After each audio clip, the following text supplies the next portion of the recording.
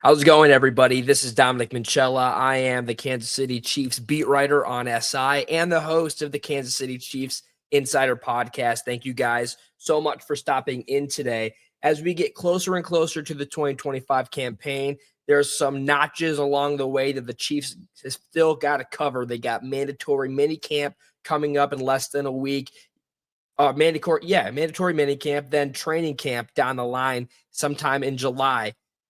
And then football activity hopefully is gonna commence in September, week 1 for the Chiefs up in Sao Paulo, and depending on where you are in the world, down in Sao Paulo against the Los Angeles Chargers. We've covered a lot throughout the offseason thus far, and I want to give appreciation towards the defense because I feel like I haven't talked about it much on the podcast. We've talked an awful lot about the offense. As you know, if you've been watching consistently, I love offensive football. I enjoy it. I have a great fascination with how it works, and it just makes it even better being able to cover a team like the Kansas City Chiefs, who have an explosive offense or who are looking to come back to an explosive offense with the amount of guys returning in the wide receiving room and the hopes that they have for the ground game. But yeah, I want to talk about the defense today, and we're going to be talking about if they still possess or if they're considered a top 10 defense going into the 2025 campaign. I've got some tidbits off to the side on my notes, so if I do look down, that's why. But most of it's coming off the head and being, with my eyes, I've seen a whole lot of how this defense works, and just given based off of last season, not much of a turnover that they had in the defensive department. So I think that the Chiefs will be in a good position, although they will have certain areas to step up in. For example, last season in the Super Bowl, losing to the Philadelphia Eagles wasn't necessarily the best defensive performance. But I think one thing that kind of gets overlooked about last season is that the Chiefs won a lot of one-score games. And yeah, it's due to, an offense being able to get you some points. But the reason why they won so many close games is because of defense. Defense wins games, and Kansas City knows how to win games. They've mastered it.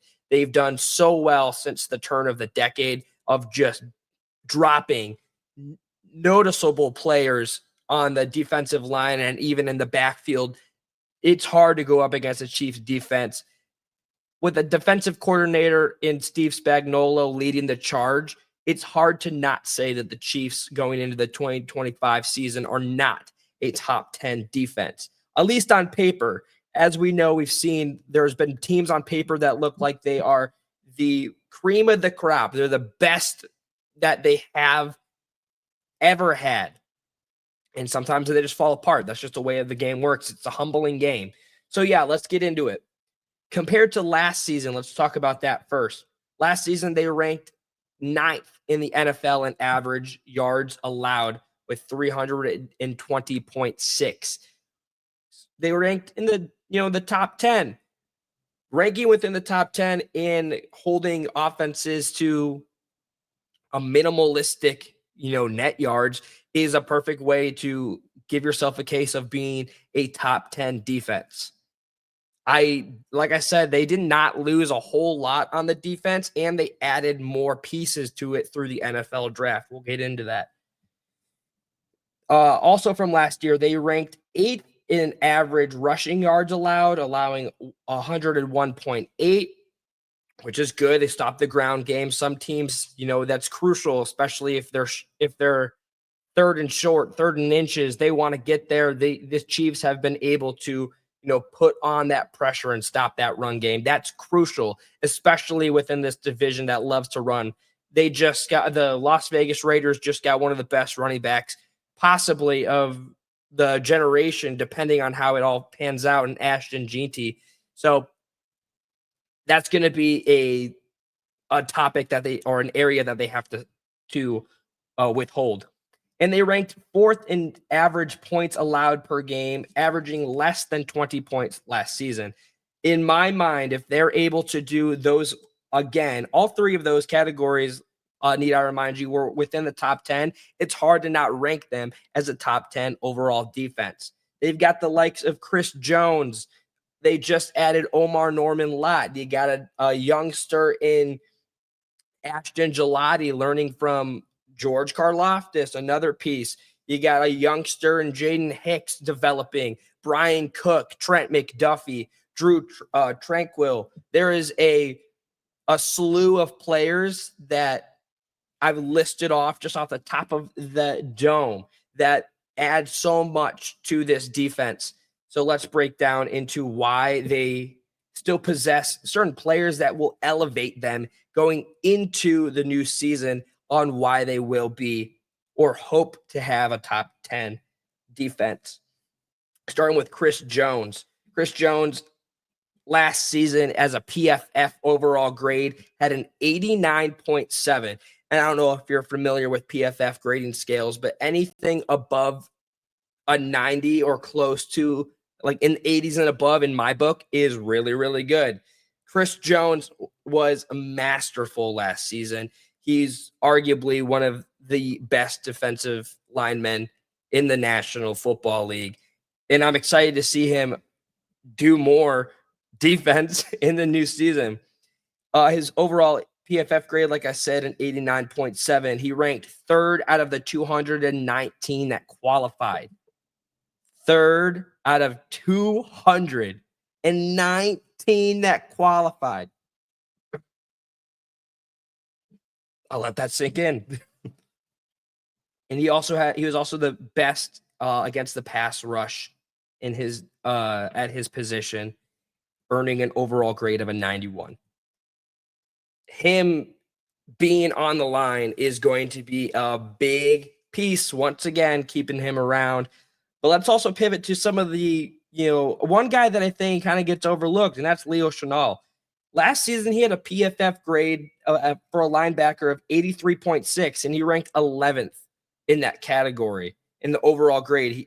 So if PFF was in charge of curating the overall grades for every single position, and if that's the metrics that they use, if saying, hey, this statistically, that means that these people are the top 10 defenders or linebackers in the league, he just missed out on the top 10. And he had a fantastic run defense with 90.2. So that's great. Pass rush goes to Chris Jones. You got run defense going to Leo Chenal. Those two are both on the same team. They both have elite. They're both elite in that category. It's going to be tough to get your way through. What I didn't mention on earlier was the average passing yards, because that's the biggest area that the Chiefs got beat at last season. If they're able to control their coverage grade, they will be fine. As we know, their offense is strong enough to get them to where they need to be. The defense has to hold their own and keep it competitive. We've seen that. Steve Spagnuolo, Coach Spags, he knows that he's going to send out a battalion that's going to be hard to infiltrate. And that just makes the Chiefs that much more difficult to dethrone in the AFC, let alone the West Division. Let's talk about Trent McDuffie. That's going to be my last point. I could go on and on. I'll do a part 2 tomorrow, breaking down why the Chiefs have one of the top 10 defenses.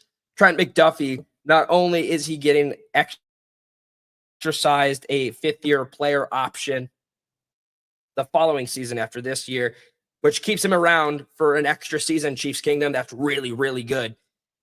Overall grade from PFF metrics, he had an 83.1. He had a pass rush grade of 90.5, a run defense grade of 79.9, and a coverage grade of 80.6. This guy's the real deal. He's well above average in each of those categories. One of the best defenders that you can have, and the Chiefs are able to keep him around. I could talk on and on about, the excess that Trent McDuffie brings to this roster. And I'll touch on that tomorrow. Excuse me. I'll touch on that tomorrow as we do a part 2 of this, because I love, now that I have touched on so much about the offense, I need to break down the defense as we get closer. I'm really excited about the rookies and how they're coming in. Like I said earlier, Omar Norman Lott, Ashton Jelani, Jeffrey Bassa, Noel Williams. I'm excited to see these guys enter the frame. There's also veterans returning. Mike Edwards, you got Mike Pennell Jr., Mike Pennell, sorry. And a slew of others that are escaping my mind at the moment.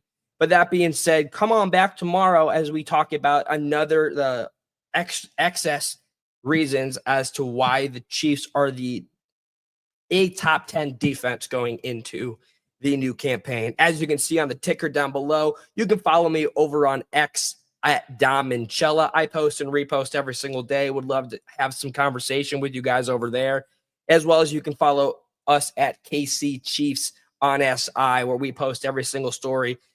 Got a hardworking team covering the NFL offseason, and we're excited to keep on covering it as we get closer and closer to the 2025 NFL campaign.